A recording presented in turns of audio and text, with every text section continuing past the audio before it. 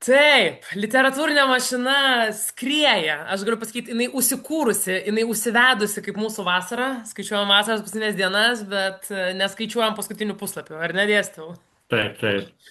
Taip, tai gera matyti su mantu Tairuzai, kaip visada, pasipuošusi, tokį tarp knygų, motyvuojantį skaityti, džiaugiasi mano maža širdis. Ir šiandien ypatinga diena, nes kalbėsim apie kūrinį, kur, man atrodo, galima būtų kalbėti ilgiau negu valandą, kaip mes mėgstam. Taip. Tai Tikrai. jeigu viršysim visus rekordus, tai man atrodo būtent šiandien. Nu, pažiūrėsim, pažiūrėsim, Ieva, gal čia mes viską greit iškalbėsim. Nu, oi, ne. Ne, man per daug įdomu jūsų nuomonė, pirmas dalykas. Gerai. Antras dalykas, tai yra tikrai apie autorių, žinoma, bus įdomiau išgirsti iš jūsų lūpų, bet aš labiau gal prie knygos tai jau prisidėsiu ir aš, nes skaičius, mačius ir man atrodo, Taip, daugelis žmonių mokyklos laikais norėjo, nenorėjo, arba privertė mokytą atsiversti. taip, taip, taip. Tai va, tai šiandien kalbam apie Williamą Goldingą. Tikiuosi, kad taisyklingai ištariau jo pavardę. Jo. Tai toks vyras, kuris tikriausiai, kaip čia, nepasižymėjo savo gal tokių įdomių gyvenimų kaip mūsų praeitė autoriai, Mhm. kurie buvo tokie, kur net karštą darydavosi, kai rusas pradėdavo apie juos kalbėti. Taip. Bet tikrai vis tiek išskirtinė asmenybė su, manau, tam tikra irgi išskirtinė biografija ir labai labai įdomu dėstau jūsų nuomonę apie šį žmogų ir apie jo gyvenimą. Taip, labai gerai, Ieva, pastebėjot. Jo, sveiki visi, kas mus žiūri ir žiūrės. Taip, jūs labai gerai pastebėjot, kad jo asmenybė gal nebuvo tokia, kaip sakant, nuotykių ieškanti, kaip Milleris ir Hemingvėjus, ir jis gyveno daug ramesnį gyvenimą, bet, nu, saliginai visų biografijos yra įdomios. Tai aš sakyčiau, kad Goldingas irgi turėjo pakankamai įdomią biografiją. Mhm. Ir aš norėčiau išskirti net keletą tokių momentų iš jo biografijos, kurie darė įtaką jo literatūrai. Tai va, tai jisai gimė 1911 metais, jau 20 amžiuje, Anglijoje ir gyveno beje jisai tokiam name 14 amžiaus savo šeima. Prašau, Jo, ir prašau. kur, kur kiemas buvo iš esmės ne kiemas, o senosios kapinės, tai jo, kapinių teritorijai. Mhm. Jo, nu kitaip sakant, tai vidinis kiemas tai buvo kapinės. Ir, ir jo mama buvo garsi tokia žmogaus teisų gynėja, jinai, kaip sakant, Mhm. pasisakė už moterų teisę balsuoti. Jas, šaunuolė Taip, moteris, taip, atsiprašau. taip, taip. O tėtis buvo irgi toks intelektualas, dirbo mokykloje, buvo mokyklos direktorius. O, prašau. Jo. O pat Goldingas, jisai irgi gavo labai gerą išsilavinimą, nu, tėvai, intelektualai buvo, jo, kaip sakant, namuose buvo gausybė knygų. Ir jisai baigė tvarkingai mokyklą, baigė tvarkingai koledžą, kur studijavo ne tą, ką jo tėtis norėjo, bet studijavo. Tėtis jau norėjo, kad jis studijuotų teisę, bet jisai studijavo anglų literatūrą. Ruzai, drįščiau pasakyti, kadangi žinau daug faktų ir apie jūs, kad man atrodo, jūs turite tokių panašių sąsajų su šituo žmogum. Nu, ja, čia tokios biografijos kartais susijungia. Nu, Taip. jisai studijavo anglų literatūrą ir, ir beje, bet pasirinko kaip ir tėtis dirbti mokykloje ir jisai dėstė mokykloje, jo, yra sąsajų, yra dabar jie pasakė, tai jisai dėstė anglų kalbą ir filosofiją mokykloje. Nu, prašau, prašau, Jo, prašau. bet atsitiko tai, kas atsitiko, antras pasaulinis karas 40 metais ir jis Taip. įstojo į karinį jūrų laivyną ir pratarnavo ten iki 45, tai yra iki karo pabaigos. Mhm. Tai vat, tai du tokie epizodai, sakyčiau, darbas mokykloje, nes mes, kai kalbėsim apie romaną Mūsų valdovas, tengi dalyvauja pagrindiniai veikėjai ir praktiškai vieninteliai veikėjai yra vaikai. Tai jis dirba Taip. su vaikais, tai tos Tai va, vaikai labai gerai aš kaip tik žinojo. norėjau Jo. sakyti, kad galimai to įkvėpimo, nu, Kaip įkvėpė įkvėpė vis tiek būtent jo su... darbas mokykloje, tai vienas Taip. įkvėpimo šaltinis, o kitas tai yra jau tarnavimas armijoje. Mhm. Ir tam laivynė, jis beje dirbo ir povandeniniuose laivuose, ta prasme. Tai Taip. žmogus daug ką matė, Taip. tai nėra tokia ta biografija tokia nuobodi. Ir kitaip sakant, ir iš čia jis pasėmė jau vat, apie tą tamsę žmogaus prigimtį, kad kare Taip. žmonės sužvėrėja. Ir kad vienu metu tu gali būti ir herojus, ir, kitaip sakant, žudikas vienu Jo. metu. Kad tokia dviprasmiška žmogaus yra prigimtis. Tai va tokie du epizodai, kuriuos aš išskirčiau. Aišku, ten jis dar, kalbant apie jo biografiją, dar svarbus, gal svarbi detalė, kad jis gavo literatūros Nobelio premiją, beje, tikriausiai už šitą romaną, nors jisai parašė ir daug kitų gerų knygų. Mhm. Jo, mes, aišku, kalbėsim tik apie šitą romaną, bet reikia nepamiršti, kad jis buvo geras rašytojas ir jis Taip. čia ir Taip. Tai ne piramidė. veltui yra jo pavardėje, kaip pasakau, paslėptas žodis gold, goldingas. Jo, Jo jo. aukso yra, Taip. yra To aukso aukso yra ir... ne tik tai tam romane, vat, kurį mes kalbėsim, kuris tikrai žymiausias jo romanas. Taip. Ir aš dar papasakosiu apie tą istoriją, kaip tas romanas atsirado. Tai va, bet vat lietuviškai mes dar turim, yra vat, čia du romanai viename. Čia gal nelabai gerai matosi, bet vat, Dievas Skorpionas ir Dvišakis liežuvis. Paskui lietuvių kalba mes dar turim Jėzus užkrito, kur aš čia buvau užsirašęs. Dar turim Paveldėtojai 20 metais, beje, labai neseniai pasirodžiusi romaną. Ir ką? Ir parašė dar Laisvą kritimą, Bokštą. Nu, kitaip sakant, jis buvo tikrai produktyvus, geras rašytojas, bet žinoma, lyginant su mūsų valdovu, šitie romanai kažkaip tai, nu, Galbūt taip nesužibėjo, bet tikrai yra nesužibėjo, jie žinomi. tokie Taip. blankesni, pasakykim taip. Yra. Taip. Na Tai, ir dabar man atrodo, čia visiems žmonėms toksai šiek tiek spyris į užpakalį, kur sako, kad, o aš labai daug gyvenime veikiu ir dar jeigu man reikėtų ir skaityti, o jeigu dar aha, rašyti, tai neįmanoma, prašau, žiūrėkit, žmogus ir su vaikais dirba, atrodo, galvos skausmu ir taip, išbuvęs laivynuose ir taip, parašęs, taip. palikęs po savęs, na, Taip. ta prasme, visą Tik tai Ieva knygą. dar norėjau jo tą detalę, kad kai jis dirbo laivynė, jis nieko nerašė. Jo. Ir Taip. kai mokytojavo, jis praktiškai irgi nieko nerašė, beje, grįžęs iš tarnybos, jis vėl dirbo mokytoju. Mhm. Jo, bet jau, kaip sakant, jau pradėjo rašyti, nes šitas jo romanas, Mūsų valdovas, jisai pasirodė praėjus 9 metam po antro pasaulinio karo, tai yra 54, jeigu aš neklystu. Taip. Jo, tai dar labai švieži įspūdžiai iš to, ką jisai matė ir patyrė.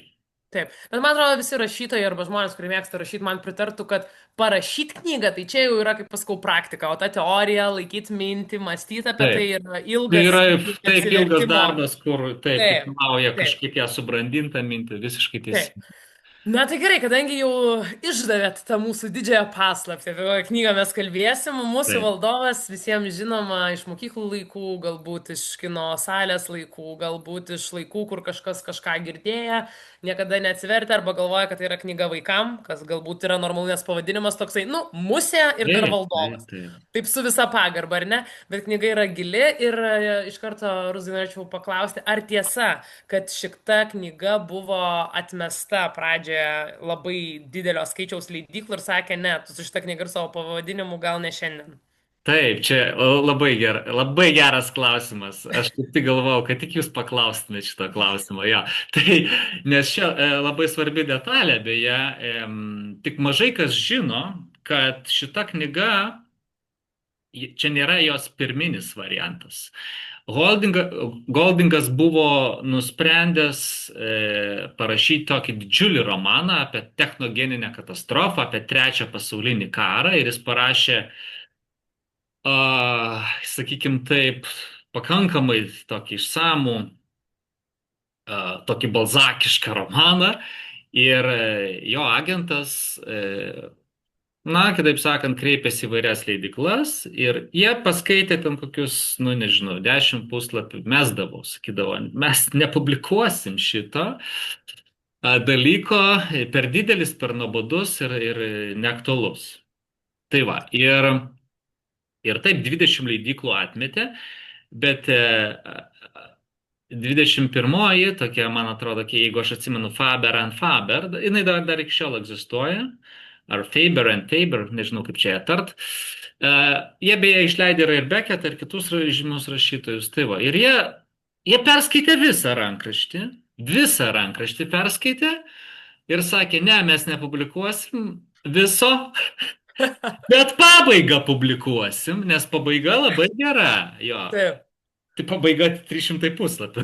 Tai įsivaizduok, koks turėjo būti romanas. taip. Visas. Beje, jis to prie pirminio to savo projekto taip ir negrįžo, tai mes ir nežinom, kas ten buvo. Tam visam rankraštėje parašyta. Taip, Bet čia yra išpublikuota paskutinė, nu, iš esmės paskutinė dalis, galima sakyti.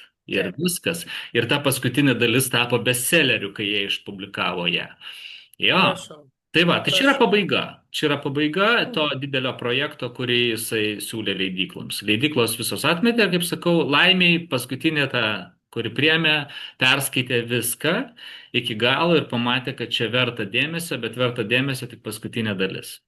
Tai viskas aišku, tai jeigu 20 leidyklų atmetė, tai reiškia, jie dar net nebuvo daėję iki Taip, taip, pabaigos. taip, tai aš O ir ta sakau, jie perskaitė. 21. Jo, jie Oi. perskaitė ten 10 puslapių ar 3 puslapius ir sako, mes nepublikuosim ir viskas. Čia buvo didžiulė Taip, klaida. taip, Nes jų bėdos. ta leidikla tapo vien tik tai žymi iš to. Nu, jinai seniai jau Mhm. buvo atsidariusi, bet turiu minį, kad jie padarė milžiniškus pardavimus, nes šitas Taip, romanas skaitomas buvo visam pasaulyje, išverstas iš įvairias kalbas, bet kai jie publikavo, tai jis Anglijoje iš karto tapo bestselleriu, ten susilaukė daug labai recenzijų, ten kalbėjo apie jį nuo dvasininkų iki politikų apie tą romaną. taip. Aš tikiu. Dėstau, mum abiem siužetas žinomas, bet Taip. tikriausiai mūsų žiūrovai ir tikiu, kad yra žmonių, kurie galbūt neskaitė. Tai Taip. taip trumpai apie siužetą. Jo, trumpai apie siužetą, jo, nes čia labai svarbu. Siužetas yra toks, kad įvyksta lėktuvo katastrofa ir lėktuvas nukrenta negyvenamoje saloje, pilotas žūsta ir tas lėktuvas gabeno vaikus. Vaikai išsigelbėja. Nu, techniškai gal tai yra sunkiai įmanoma, bet čiagi ne romanas, iš esmės čia alegorija. Tai vaikai įsigelbėja toje negyvenamoje saloje ir vaikai bando sukurti ten kažkokią tai visuomenę. Mes dar pakalbėsim apie tai detaliau. Ir ten pagrindiniai veikėjai, aišku, ten yra daug tų vaikų, bet pagrindiniai veikėjai yra iš esmės trys berniukai, tai yra Kriuksis, Ralfas ir Džekas. Ir kitaip sakant, jo, ir tie vaikai bando pastatyti ten kažkokią visuomenę, bando iš pradžių gyventi tokį kaip ir suaugusių gyvenimą toj negyvenamoj saloj, nes jie ir sako, mes būsim kaip suaugę, mes būsim kaip suaugę. Ja, e, ir bet veiksmas vystosi taip, kad galiausiai tie vaikai susipyksta, aišku. Tiksliau, gal susipyksta tie pagrindiniai veikėjai ir aišku, vaikai pasirenka Džeko pusę, aš pasakysiu paskui kodėl. Ir Ralfas lieka vienas ir Ralfą tie vaikai bando nužudyti galiausiai. E, ir pabaiga tokia labai svarbi, mes irgi apie ją dar pakalbėsim detaliau, bet vaikai bandydami nužudyti Džeką uždega tą salą ir, kaip sakant, iš visų pusių padega tas palmes ir bando jį išvyti į tokį, kur jau ten smėlis ir jūra. Ir, Taip. ir jisai išbėga ir galiausiai jisai pakelia akis ir pamato, kad šalia stovi karininkas. Kaip tik karinio, kaip sakant, iš karinio laivo ir jisai taip, ir jisai iš esmės tampa Ralfo išsigelbėjimu. Nes Taip. ką jūs čia vaikai darot, kas čia per žaidimai dabar vyksta? Va, va. Bet dėstau, toks labai Jo, įdomus aspektas ir vat, jau jūs ir vardais pasakėt, jo. kad visam romane vien vaikinai, vien berniukai. Ta prasme, gal jeigu būtų buvusios mūsų valdovės, Mergaitės būtų, jo, būtų gal viskas įvedę būtų iš buvę tikrųjų kitaip. tvarką. Jo, nes kur berniukai ten iš tikrųjų chaosas. Tai Ten problemos, taip, ir pritariu. problemos ir galiausiai viskas virsta į totalią tragediją. Tai Taip. jo, Taip, dėja bet tai. labai gerai, kad užkabinot jau herojus. Tikrai tai yra knyga, kur bent jau aš asmeniškai buvau ir esu paršiuko, kaip pasakau, fane. Aš visą laiką labai palaikiau Simoną. Man jisai toksai buvo vienintelis dvasiškai išmintingas žmogus. Ten Ai, dar tarp jų visų. Simonas šalia tai. Kriuksis ir Jo, Simonas, jo. bet Kriuksis, kalbant šiaip, Džekas, Ralfas ir Simonas, bet Simonas, jisai suprantat, jis nėra pagrindinis. Bet jo, nu jis bet gerietis. norisi su juo tapatintis, aš suprantu, jo. Taip, bet Kalbėsim apie Simoną, jo, irgi.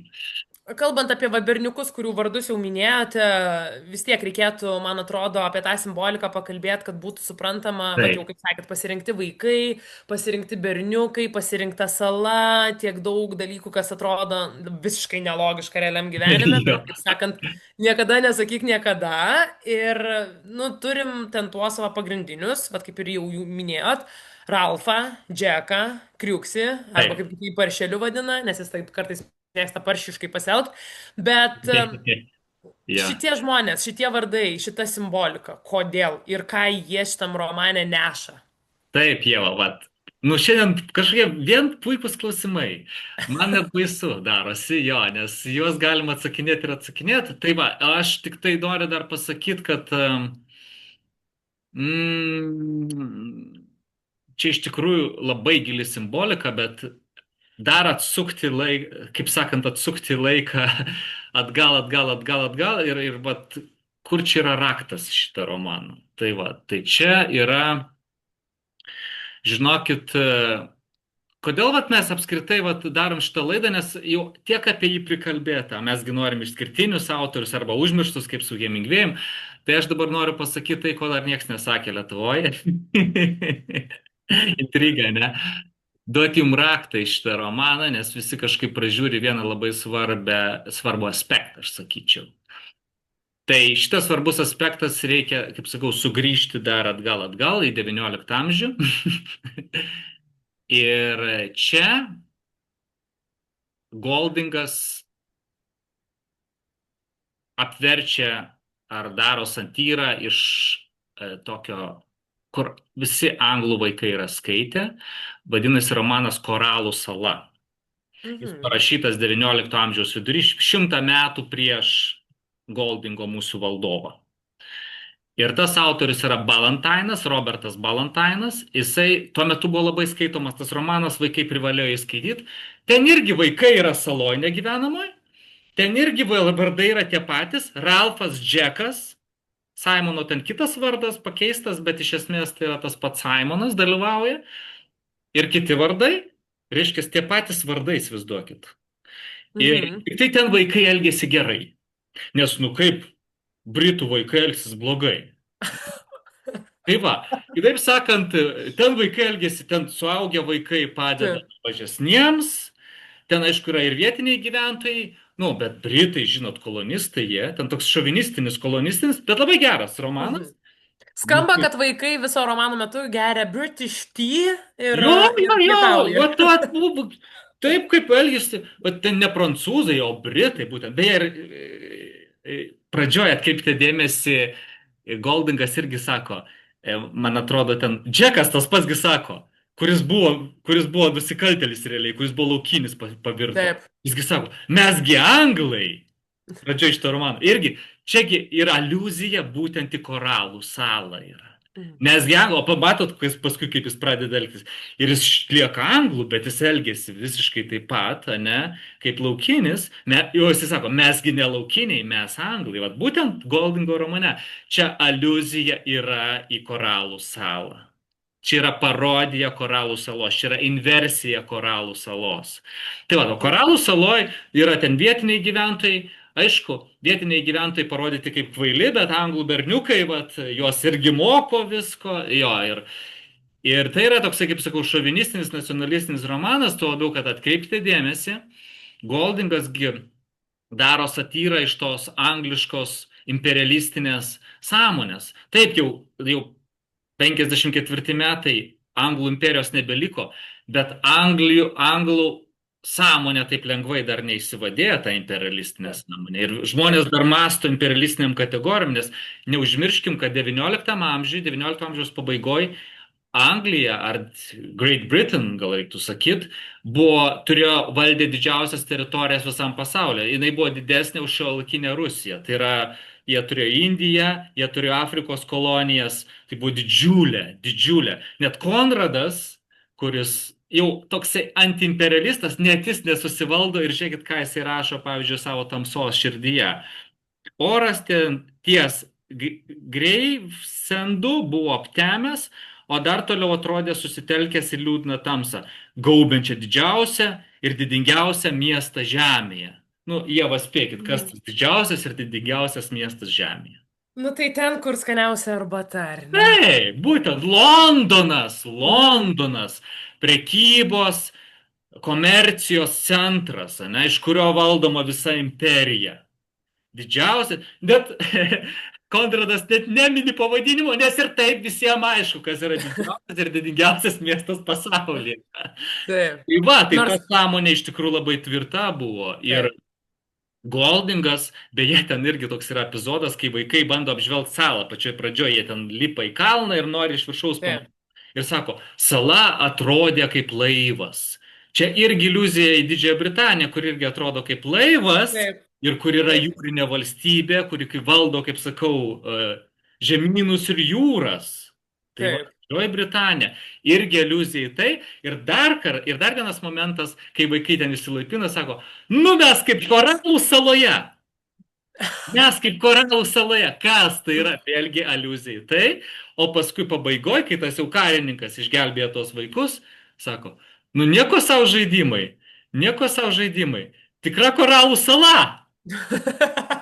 Įsivaizduojat, va, tai niekas apie tai Geras. Lietuvoje nėra kalbėjęs. Taip, Yra aliuzija į Balantaino romaną, tik tai Balantaino romanas yra parodijuojamas ir parodoma, kad tie taip. anglų vaikai nėra tokie geri, ir tai išoriškai tik tai, ne? Tas pats Džekas, jisai iragi sako, žiūrėkit, aš dar citatą pasirinkau specialiai, kur jisai sako, kai vaikai pristatinėja savo vardus. Nu, aš ten tas, Džekas sako, vaikiški vardai, tarė Džekas, kurių galų turėčiau vadintis Džeku. Aš Meridijų, tai kaip sakant, jo pavardė čia yra. Nes Mhm. jeigu tu aristokratais, matot, pas anglus nėra jūs, kaip pas mus kreipinys. Taip, Jūs arba tu. Ten yra jų. Tai ten tu.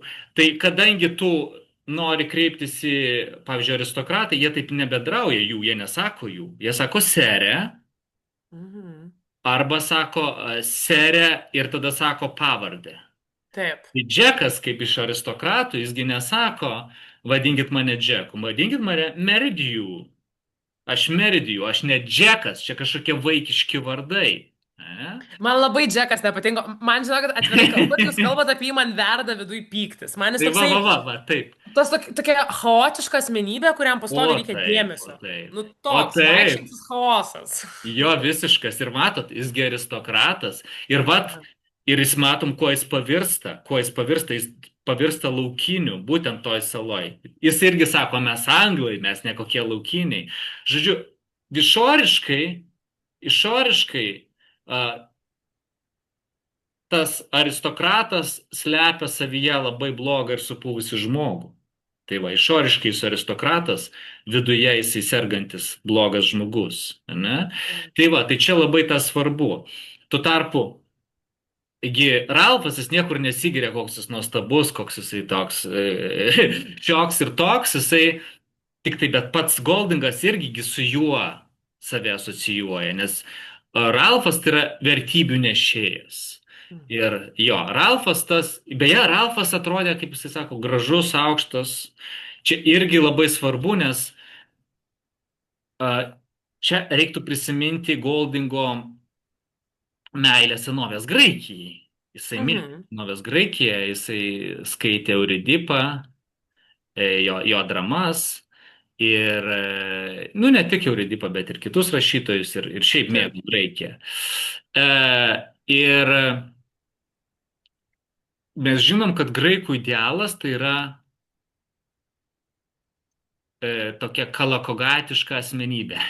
Kalos į kagatos, kalos kai kagatos reiškia gražus ir geras. Ar geras ir gražus, nebeatsimenu to eiliškumo, bet taip. geras ir gražus tikriausiai taip reiktų. Nu, Geras pas ir graikus jau estetika, tai čia jau jo. taip, bet Svarbus geras aspektai. ir gražus tai yra atleto kūnas ir filosofo arba poeto dvasia, Mhm. kaip ir Alfas. Nu, tai va, jo, man jis toksai, Geras ir gražus. Nes jeigu jis būtų partija Lietuvoje, tokia tvarka ir teisingumas. ja, Man ja, jis ja, toks. ja, ja, ja, ja. Taip, Čia gėris ir grožis, jo. Tai va, tai taip, geras ir gražus. Ralfas toks ir yra. Ir jis toks yra vaizduojamas. Bet kaip sakau, paskui pakalbėsim, kodėl vaikai renkasi Džeką.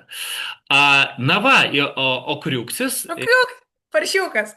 jo, Kriuksis paršiukas. A, A, tai jis yra sveiko proto nešėjas. Jisai sako, kaip mano teta sakė, vat kaip mano teta, jo visi klausia patarimų.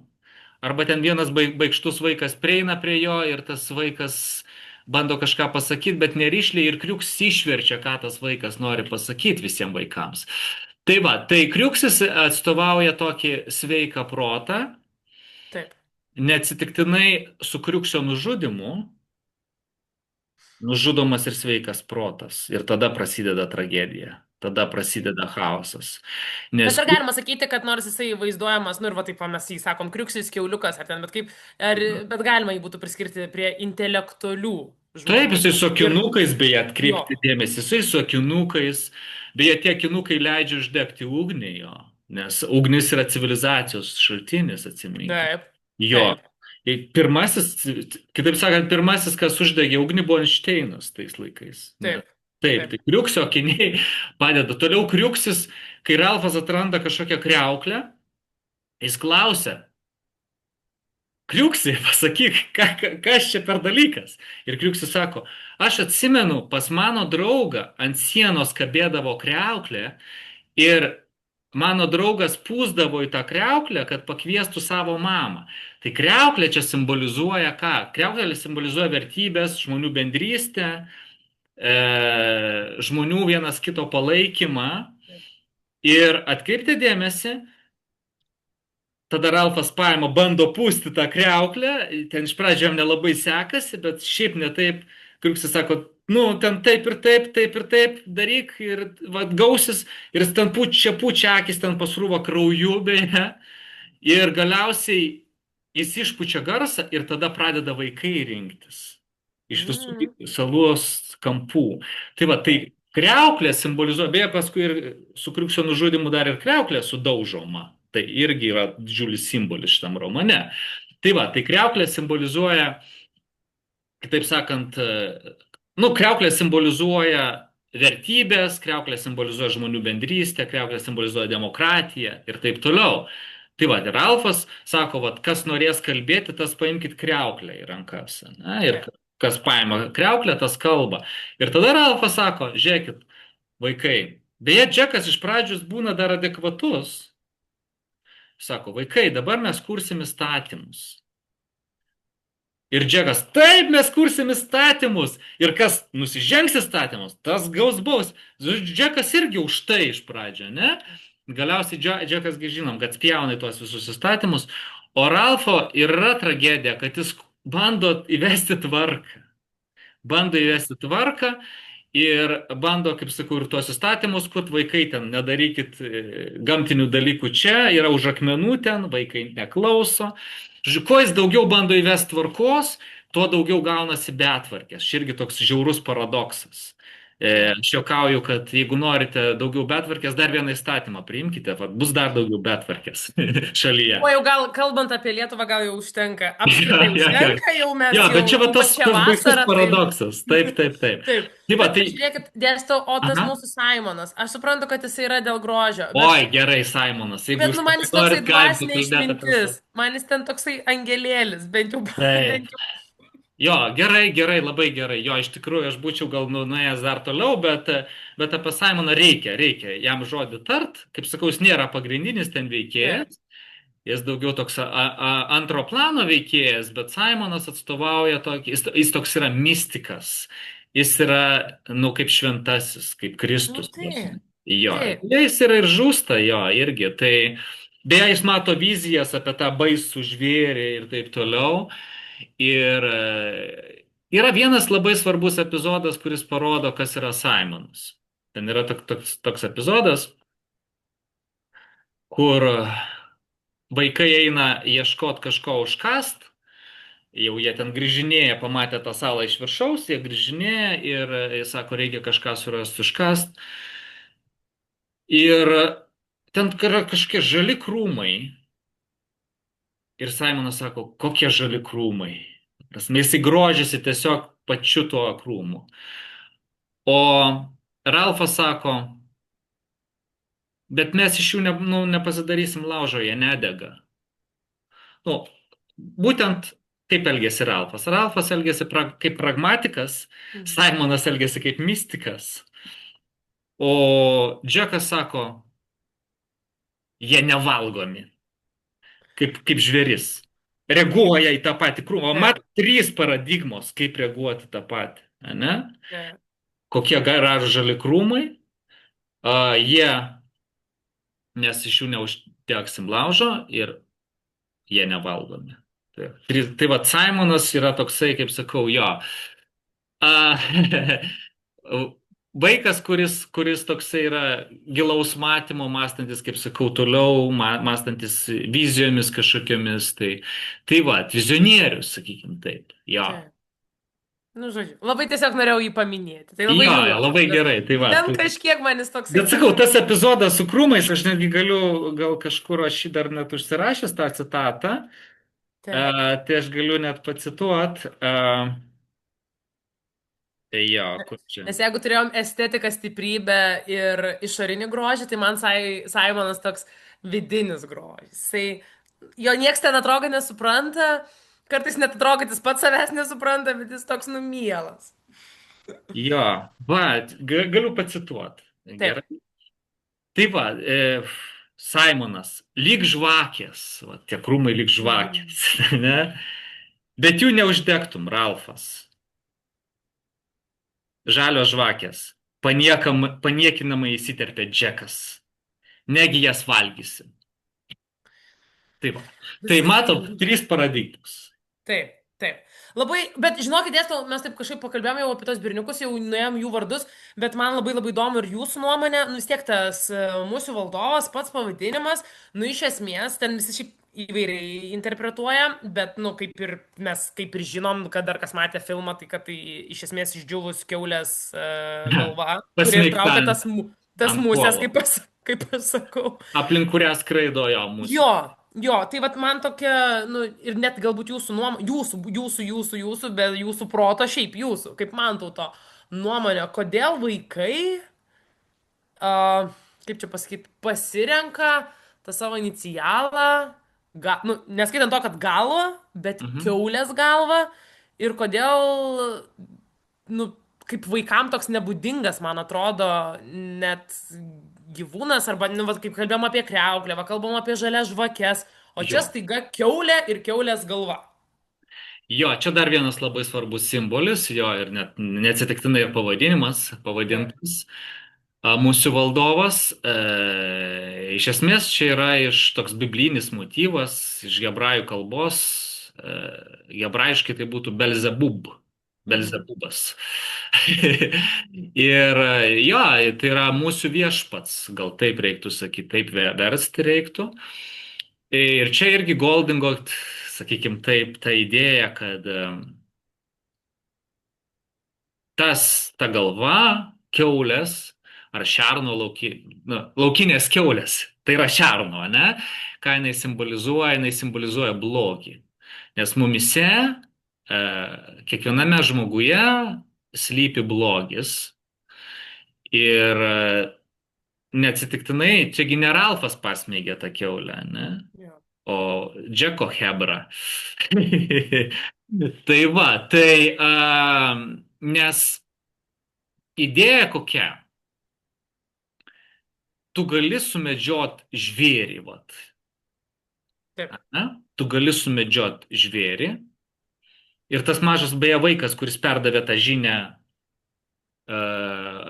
Kriuksui, kuris Kriuksus išvertė, kad čia šitoje saloje gal yra baisių žvėrių, ten gyvačių ir taip toliau, kurios mus gali kažką padaryti. Ne, ką tu ten kalbi, nesąmonė, nieko čia nėra. Tai va, ir taip, kad tas žvėris gali būti sumedžiotas, bet tavyje yra žvėris, kurio tu negali sumedžioti. Tavyje yra blogis, kurio jeigu tu ignoruosi, jis tave sunaikins. Mes dar irgi pakalbėsim apie tai. Tai va, tai mūsų valdovas, kiekviename iš mūsų yra mūsų valdovas. tapo vidinė keulė. Vidinė keulė, jo, Jeigu vidinė prišikt keulė. kur nors arba kam nors. Taip, tai ta keulė, kuri pasmeigta ir aplinkoje musės, tai yra mes. Taip. Tai yra mūsų esmė. Taip. Dėstau, žiūrėkit, jūs dar kaip tik labai užminėte tokią pradžią gerą myslę, kad vaikų mylimiausias iš esmės personažas yra Džekas ir man visą laiką atrodo, kad gal tai kažkuo asocijuojasi su Karibų piratais ir šiaip Džeku Sparrow, kur O, jis čia smagiausias. geras pointas. Ja. Jo, arba tas kažkoks vardas, na jis toksai, yra daug ir dainų, ir suaugusių gyvenime, nežinau, Hit the Road Jack ir visa kita, ir va net tam pačiam Titanic'e Jackas, nu toks vardas, kur turi iš esmės daug gražių alternatyvų, arba ką tu pagalvoji savo galvoje. Bet čia tai yra personažas, kuris yra žiaurus personažas, Taip. mano kuklė nuomonė, bet kodėl jis yra toks mylimas? Kodėl jisai lieka gyvas? Ir kodėl jisai pradžioje atrodo vaikas, Hebros dalis, imkim taip, nu vis tiek įvyko katastrofa, bet jie randa, vis tiek mane jų stiprybė žavi pradžioje, tikrai, Taip, man širdžiai, taip, taip, aš taip. po tos katastrofos galvojau, nu tai nėra nei tėvų, nei nieko, jie ten visi iš karto ir išprotės, arba ten numirs, arba verks, arba ieškos, nu nežinau. Bet staiga, komanda, jie tokia komanda, gera komanda, akis už akį ir tokia bendrystė kažkokia tarp vyrų, kaip sako, tikra meilė tik tarp vyrų, nu, tikrai ten jaučiasi tarp jų labai gera chemija. Taip. Kas ten tokio nutinka ir kodėl vaiko galvoje, nu, susideda iš viso mintis, aš jau nekalbu apie tai, kad pražudyt draugą, bet save pražudyt, save palikt, nežinau, save sunaikint. Jo, fantastika, žodžiu. Nu, kodėl? Vėl puikus klausimas.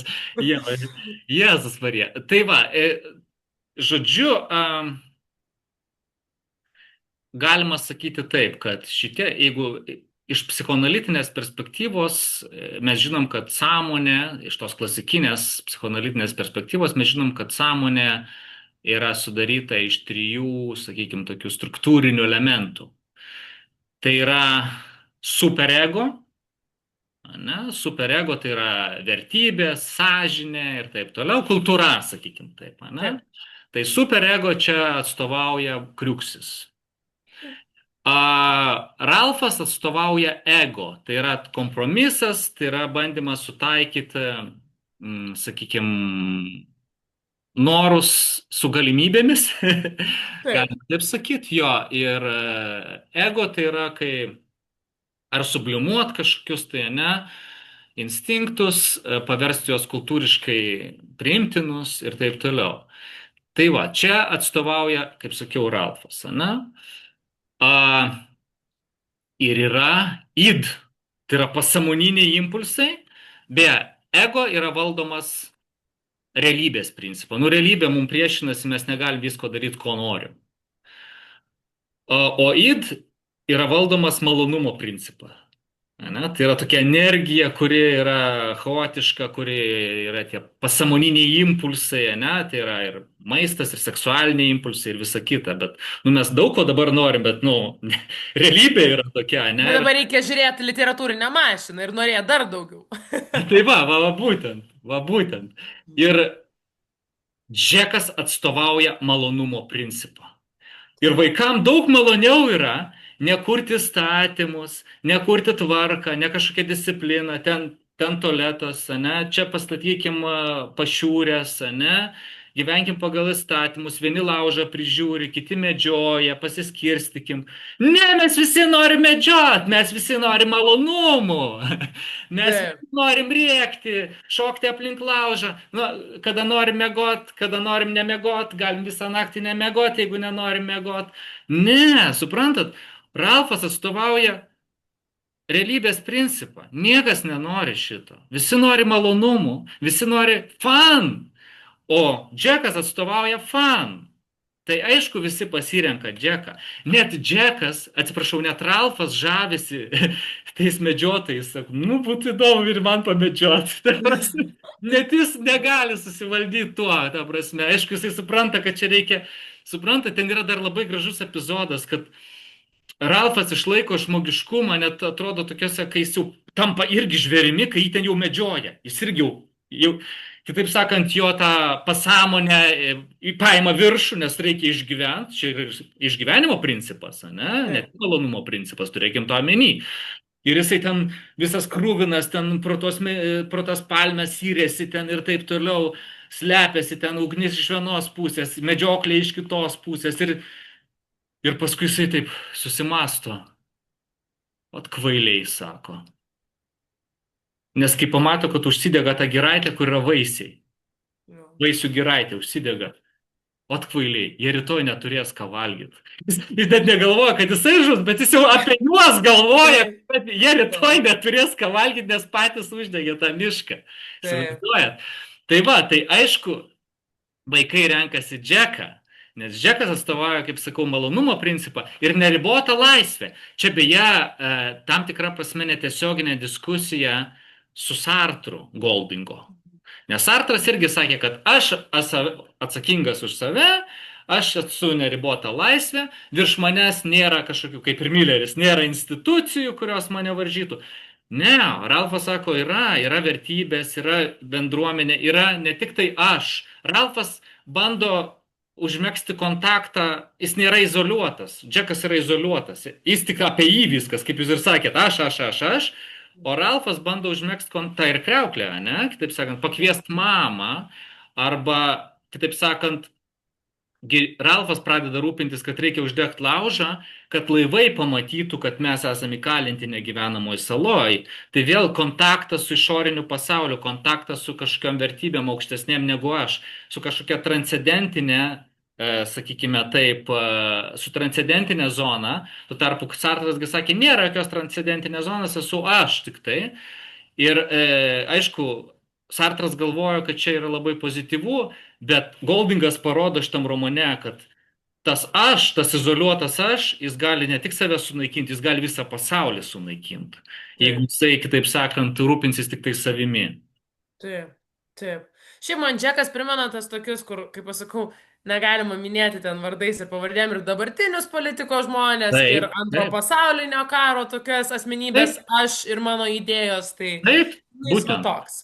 Būtent jisai yra izoliuota asmenybė, kuri rūpinasi savimi ir aišku, vaikams jisai yra patrauklus. Taip, mes kaip skaitytojai visada save tapatinsim su Ralfu. Ir Goldingo ir buvo idėja, kad mes tapatintumėm su Ralfu, nesgi idėja kokia, jeigu kalbėsim apie idėjas šito romano ir apie šito romano tą moralinę pusę, taigi, kad vaikai bando įsigelbėti iš tos negyvenamos salos. Čiagi aliuzija į tai, kad žmonijai reikia įsigelbėti, bet problema ta, kad žmonija užmiršta savo tą tamsiąją pusę. Nes mes visada turim tą ir gerąją pusę, vat kaip, net ir Džekas turi tą gerąją pusę. Tik tai daug lengviau pasirinkti tą blogąją pusę. Mes jeigu ignoruosim savo tą id, mes jeigu ignoruosim pasąmonę, jinai galiausiai mus sunaikins. Jeigu mes pasiduosim tie malonumams, mes susinaikinsim tiesiog. Jeigu žmonija ignoruos, neatsižvelgs į savo pasąmonę, sakykime, tą plačiają prasme, tą kolektyvinę pasąmonę, mes žmonija susinaikins, jinai neįsigelbės. Čia tas romanas yra toks moralistinė žinutė, ne? Kad žmonija serga ir jai reikia įsigelbėti kažkaip tai. Tai va. Ir jis tą žinutę bando perduot mums skaitytojams. Taip. Fū, nu dabar taip labai yra, kaip čia, juokinga gal kažkuria prasme, nes jūs toks visas šviesoje sėdintis Ralfas, aš dabar toks džekas labiau jaučiuosi šiandien. Nu, mums reikia Bet, pasiskirstyti, ne?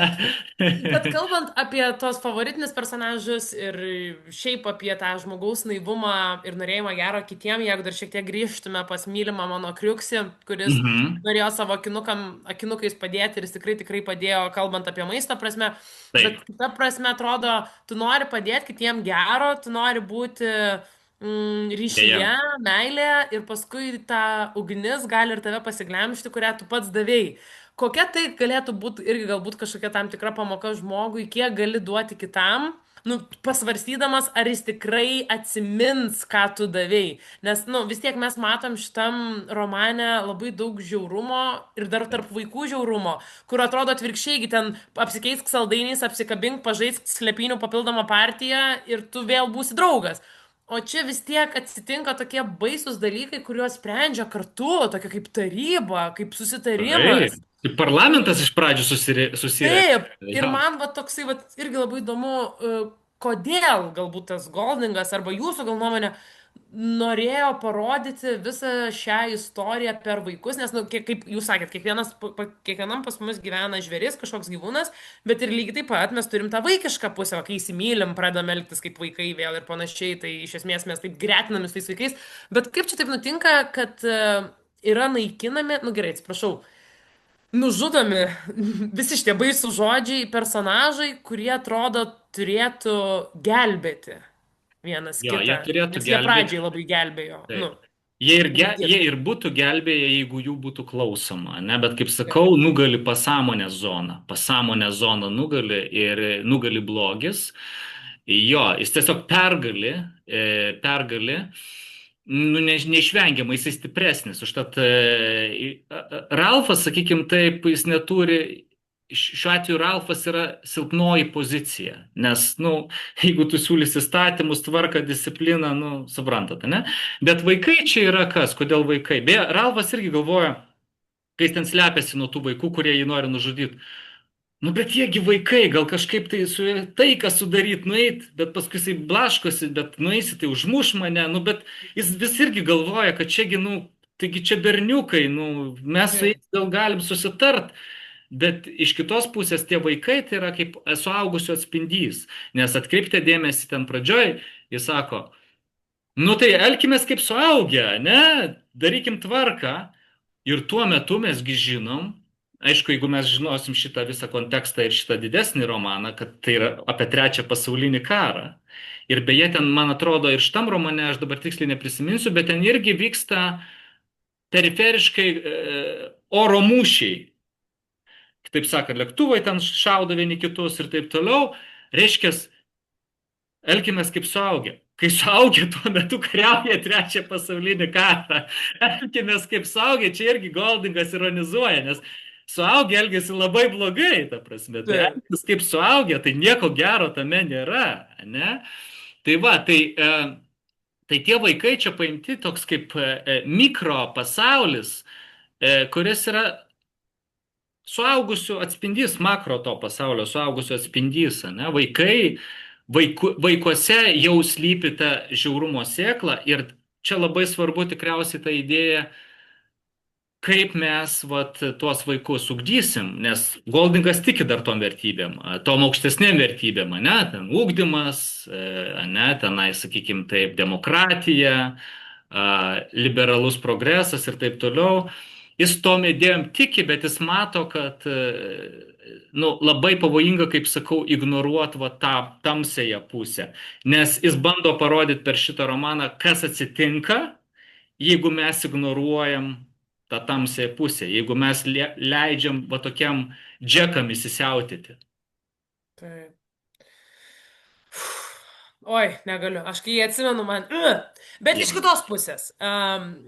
Nesinori gal visko taip labai stipriai sakyti mūsų žiūrovom, kad gal paskui nu gerai, bet galbūt nebus blogai, jeigu šiek tiek į pabaigą dabar nueitume visiškai romano pabaigą. Va, va, va. Vis dėlto, mm, kaip ir minėjot, kad ten blogis turi karūną ant galvos, bet pabaigoj, kai jau tas auga žmogus sutinka tuos visus baisius mažus parazitus. Atsiprašau, su visa pagarba. Aš suprantu, kad vaikai yra tėvų atspindžiai, bet ten tie vaikai likę yra Taip, taip, kažkas taip. Jie, kosmosas. taip. Kaip jūs Į ką dėstytojau jie vertinat pavirsta? pabaigą? Jo, pabaiga labai geras. Du, aš sakau, Ieva, aš jūsų pradėsiu nekęsti, jūs uždavinėt labai gerus klausimus. Nu, nes aš šiandien Ne, džekat, aš tas netraukiškai. juodasis. Tik kęst labai pradėsiu Muškietį. jūs. Jo, tai va, tai žodžiu, turėkime omeny, kad čia, kaip sakau, koks čia yra žanras. Tai yra Robinsonada. Robinsonada tai yra tą žanrą pradėjo Danielis Defoe su savo Robinsonu Cruzu, kai mes patenkam į negyvenamą salą. Žmonės ar vaikai, va, kaip šiuo atveju, ne, patenka į negyvenamą salą, kaip pavyzdžiui, Balantaino atveju Koralų sala patenka vaikai, Taip, Robinzono atveju, Robinzono Cruzo atveju, Robinzonas Cruzas patenka į taip, negyvenamą salą. Ir tą salą kolonizuoja, ne? Tai yra, reiškia, įkuria tokią mini civilizaciją, ne? Tenai priaukina gyvūnus, užveisia daržus, pastato namus ir taip toliau ir panašiai. Tai va, tai čia, taip sakant, vat, Robinzonas Cruzas pradėjo, paskui Balantainas tęsė tą Robinsonado žanrą, o Goldingas truputį irgi tam tikrą prasme prasideda kaip Robinsonada, vaikai saloj, vaikai sako, mes čia įstatymus padarysim, sukursim tvarką, bet viskas virsta į tragediją. Ir čia yra dar vienas žanras įmontuotas Robinsonadoje, vat, kaip automobilis, kėbulas, tai yra Robinsonada, literatūrinė mašina grinai, o įmontuota graikų tragedija, nes, kaip sakau, Goldingas žavėjosi graikų tragedijom. Ir graikų tragedijos irgi, kai jau atrodydavo konfliktas nebeišsprendžiamas, ten būdavo panaudota ypač vaidinimuose tokia technika. Jeigu vaidinimas būdavo gyvas, Deus ex machina. Dievas iš machinos vadinasi. Tai reiškia, tiesiog net žodžio prasme, su kranu nuleidžiamas Dievas, kaip aktorius, ir jis išsprendžia tą konfliktą. Tai va tas karininkas, kuris išlipa toj saloj ir sako, ką šie vaikai daro, nu ir žaidimai, ne? Jisai yra tas dievas iš mašinos. Tas karininkas yra dievas iš mašinos, kuris išsprendžia tą, atrodo, jau tragediją. Viskas baigsis tragedija, bet tragedijos esmė tai, kad žmogaus prigimtis iš tikrųjų yra bloga. taip. Tai va, ir Goldingas genialiai šitą pabaigą padaro. Va, kaip sakau, didelė įtaka graikų tragedijų davė jam šitą idėją, kad tas karininkas, kuris tarsi nusileidžia iš niekur, ne, bet ten paskui sako, ten yra kateris šalia, dar kitas karininkas tam katerėje laukia. Ir taip, jisai, atkreipti dėmesį, pabaigoje visi vaikai pradeda verkt. Jie supranta, kad jie jau nebėra nekalti, jie padarė nuodėmę. Beje, dar vienas labai svarbus epizodas, kurį aš nepaminėjau, tai yra, atkreipti dėmesį, ten sala, taigi faina, ten palmės, vaisiai, gali valgyti, daryti, ką nori. Jie pradeda tuos vaisius valgyti ir jiems sutrinka virškinimas, nes tu negali vien tik vaisių valgyti. Ir ta sala gali tau virsti pragaru. Tas rojus, kuriame tu gyveni, gali virsti pragaru. Ir jie tik tai tada susitvarko virškinimas, kai jie pradeda medžiot. Kai jie pagauna žvėrį, pradeda valgyti mėsą ir kad žmogaus prigimtis yra žvėriška. Čia dar vienas momentas. Kad žmogus vėl, kitaip sakant, virsta žmogumi, o ne, atsiprašant, dėrėjos kamuojamų kažkokiu tai, ne? Tik tai tada, kai jisai pradeda valgyti mėsą. Čia irgi didelis simbolis yra. Jo, tai gerbiami žiūrovai, jeigu mus žiūri vegetarai ir veganai, gali būti sunku. Ne, tai čia tik tai simbolis, jo, bet ką aš pagalvoju apie šitą, jo.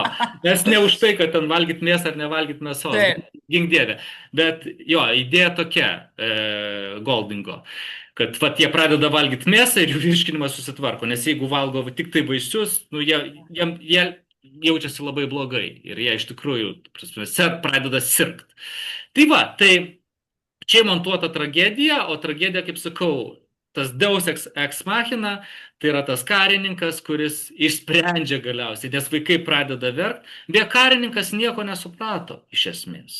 Taip, jisai išgelbėjo tos vaikus, bet jis nieko nesuprato, kas įvyko čia.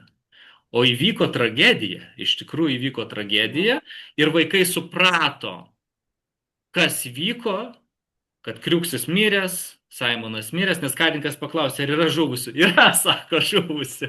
Yra du, bet tai kur jie, sako, nu jų jau nebėra, sako, jau viskas. Tai va, vaikai suprato, kad jie prarado nekaltybę toj saloj, nu nekaltybę tą prasme, kad jie tapo žudikais. Ir kad jų jau ta prigimtis jau yra suteršta, jinai serganti jau yra. Ir vaikai pradeda visi verkti. Ir karininkas nieko nesupranta, kas čia vyksta dabar. Sala dega, vaikai verkia. Tai va. Ir tokia pabaiga, bet čia, kaip sakau, turėkite omeny, kad čia yra panaudota senovės graikų tragedijos elementas, tas dievas iš mašinos, kuris galiausiai tą konfliktą išsprendžia. Nes atrodė viskas baigsis tragiškai galiausiai, bet... Aš tai laukiu, kol tą Džeką pagars. Jo. Žinokit, aš atsiprašau, kad taip negražiai sakau, bet aš tikrai laukiu, kad tą Džeką jie visi arba pakars arba vietoj tos kiaulės. Aš taip pikau, atsimenu, net vaikystėj pikau ant jo. Taip, bet Deus ex machina, kaip sakant, išsprendė visą šitą konfliktą. Bet gal ir gerai, šiaip iš kitos pusės, kai skaitai tą kūrinį, kai esi vyresnis ir va tos ašaros, kai jau nebeskauda, kad jie verkia, nes tu sakai, toks mincija galvoja. Jo, žinokit, Ieva, aš kai skaičiau pirmą kartą, aš ir apsiverkiau. Taip, visi mes vaikai verkiam. Dėstau, aš kai žiūrėjau filmą, aš iš vis žliumbiau, ta prasme, didelėm ašarom tokiom. Tai, ir va dabar kažkaip, kalbant, ir su jumis kalbėjom, kad yra ir filmai, ta prasme, pastatyti, tai jeigu nemėgstat skaityti knygų arba nerandat laiko, tai tikrai yra. Pasižiūrėkit, bet aš siūlyčiau knygą skaityti, vis tiek knygos tie filmai neatstos. Nu tai faktas, dėstau, mes literatūriniai mašinai šiuo metu esam. Mes literatūriniai mašinai, tai jo. Bet mes tiesiog, kadangi atkreipiam veganų ir vegetarų dėmesį, tai atkreipiam dėmesį ir skaitytojų, ir žiūrėtojų, kad yra galimybė ir pažiūrėti. Bet atkreipkite dėmesį ir tuos filmus, jo, jeigu jau tikrai jau sakau, bet pažiūrėkit bent jau ir tada gal sugrįšit prie knygos jau. Taip. Jo, knyga yra... Bet aš galvoju, jie sugrįš prie knygos po mūsų laidos. Tai čia... Bandys ieškoti ir atrasti, koks... Bet dabar ko nepamatė. Vat irgi tokį galime eksperimentą padaryti, kad jeigu esate skaitę šią knygą, parašykit, koks personažas jums atrodo, kad esate jūs. Esate visuomenė, koks vardas atspindi jūs. Taip. Nes Ruzas tai akivaizdžiai yra Ralfas, matote, va čia sėdinti tokį. Pasiirkambarys tokia tvarka. O Ieva kas yra Id? Ne, aš tai visą laiką galvojau, kad aš esu šitas kiauliukas. Tai jūs esate super ego. Bet dabar aš kažkodėl galvoju, kad aš esu Saimas. Man su metais aš ateinu prie Saimono, man jis toksai, toksai. Jūs esate vizionierius ir šventasis. Taip, aš savo baltose sienose matau tam tikrą grožį, kuris man yra gražus. Jo. Žalios žvakės, kaip sakė. Taip, tai dėstau, su jumis, aš kaip ir sakiau, jūs esate žmogus, su kuo eina laikas greičiausiai. Tai jeigu su jumis reikėtų kalbėti kiekvieną dieną, tai vasara iš viso būtų trukus vieną dieną. Tai aš kažkuria prasme džiaugiuosi, kad... Beje, Ieva, aš dar norėjau pasidžiaugti, prieš tai mūsų Hemingvėjus susilaukė labai daug peržiūrų, tiesą pasakius, beveik tuoj bus 500 peržiūrų.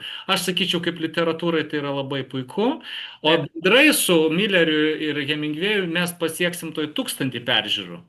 Tai mes čia jau pradėjom, literatūrinė mašina, kaip sakant, įgauna pagreitį. Tai dėstau, dar įsivaizduokit, kai mes susitiksim rudenį jau pagaliau gyvai, tai visai kitaip. Ir noriu pabaigti, kad vėl pakalbėsim apie įspūdingą autorių. Mes pakalbėsim studijai, nes jam reikia jau studijos tikriausiai tam įspūdingam autoriui. Bet mes turėsim formatus ir tokius, aš galvoju, nes čia yra labai neblogas formatas iš tikrųjų. Nereikalaujantis daug techninių galimybių. Taip, norisi skaityti, norisi bendrauti, norisi dalintis, norisi motyvuoti ir norisi tą ruzą gręžti. Tai, mėly žiūrovai, man atrodo, kad jūs irgi šiandien kažkuria prasme kaifavot, gaudėt kaifą kaip ir aš, nes su Mantautu visada labai smagu ir gera ne tik kalbėtis, bet ir jo klausyti, išgirsti, ką jis bando pasakyti ir galbūt į tam tikrus dalykus, ko nematėjai, pažiūrėti kitom akim, ką bandau pasakyti, atsiversti kai kurias knygas iš naujo. Ja. Ir ačiū Ieva dar kartą. Nu, šiandien tiesiog, visada jūsų puikūs klausimai, bet šiandien aš irgi buvau tiesiog ekstazijai, nes, nu, kiekvienas klausimas buvo apie ką aš norėjau pakalbėti iš tikrųjų šiandien. Taip. Nu, tai Ja. kaip ten sako, kad su laiku žmonės, kaip čia Gal viena mes knyga. labai vieni kitais džiaugiamės, žmonės paklausys, sakys, ką jie čia dabar Ne, su... nu nes reikia pasidžiaugti, reikia mokėti ir džiaugtis. Nereikia dasigyventi Taip, iki mūsų valdovų šiandien ir iki to trečio, kaip sakau, titučių pasaulinio, kur žmonės nebesupranta, kad didžiausias džiaugsmas ir vertybė yra turėti vienas kitą, taip, galėti pasidalinti. Vienas, tai, taip.